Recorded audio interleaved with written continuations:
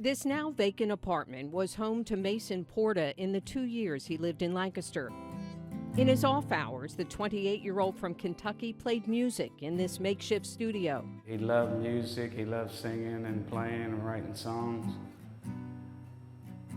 He's a good boy. That good boy who graduated from the University of Kentucky College of Pharmacy in 2023 took his own life here on June 15th. He spent 8 years of his life to get to this point, and he was just starting to benefit from some of the, with some of the rewards, and it doesn't make sense, Mason was one of 2 CVS pharmacists in Lancaster who died by suicide in June. And a CVS pharmacy technician in Chester County was found dead in June, but there has not yet been a ruling in his case. CVS said in a statement to News 8, "We were devastated to learn about the deaths of 3 pharmacy colleagues. They were beloved coworkers and valued members of our CVS pharmacy teams. Our thoughts and prayers are with their families, friends, and colleagues during this incredibly difficult time. Counseling and support services are being offered to all colleagues. Out of respect for these colleagues and their families, we will not speculate on the factors that may have led to their deaths." News 8 also learned another pharmacist in Montgomery County died by suicide in April. These deaths have some people concerned about the high stress levels experienced by many pharmacists in the industry. In the 2024 National Pharmacist Workforce Study done by the Pharmacy Workforce Center, 73% of pharmacists working full-time rated their workload as high or excessively high. 91% of pharmacists with that response worked in chain or mass merchandiser pharmacies. I was at my breaking point. Katie Forbes was a pharmacist at a high-volume 24-hour CVS store in Indianapolis for more than 2 years before she quit. Forgive me, but I'm about to go in. On social media, she blames unmanageable metrics pharmacists must meet and a lack of support for the staff. She emailed her concerns to the Indiana Board of Pharmacy and Professional Licensing Agency, but never filed a formal complaint. I was drowning every day.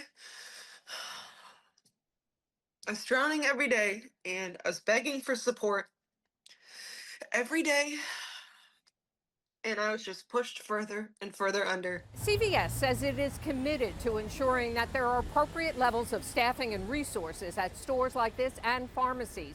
And the pharmacy giant also tells News 8 that in recent years, it has reduced the number of metrics it uses to measure performance and regularly makes investments to ensure that teams are supported. The Pennsylvania Pharmacists Association is aware of the recent suicides. It says pharmacy professionals face demanding workloads, increasing administrative burdens, and at times difficult interactions with patients, all of which contribute to high levels of stress and burnout. Dan Husser is a retired professor at the Philadelphia College of Pharmacy. He now writes a newsletter, The Pharmacist Activist. The most recent issue addressed the suicides. There have been isolated suicides among pharmacists before, but the suicide rate of pharmacists is higher than the general population. The most recent study in the Journal of the American Pharmacists Association says the suicide rate among pharmacists is 20 for every 100,000, compared to 12 for every 100,000 in the general population. There needs to be investigations by the Board of Pharmacy. Husser filed a former complaint with the Pennsylvania Board of Pharmacy, calling on the board to investigate the workload and staffing at the 2 Lancaster CVS stores where the men work. Currently, Pennsylvania has no required staffing ratios. In his complaint, Husser notes that difficult working conditions for pharmacy staff in retail chains could lead to an increased risk of prescription errors. That risk just increases as the stress and the demands of the workplace increase. This is a matter of public safety, not just the working environment of pharmacists. Michael Porta and his youngest son Levi came from Kentucky to clear out Mason's apartment and try to make sense of what happened here. While Mason experienced depression, the family is now wondering if the stresses of being a retail pharmacist contributed to his death. I'm not bad-mouthing anybody. I just want light to be shed. I don't want another family to to go through this. It's not right.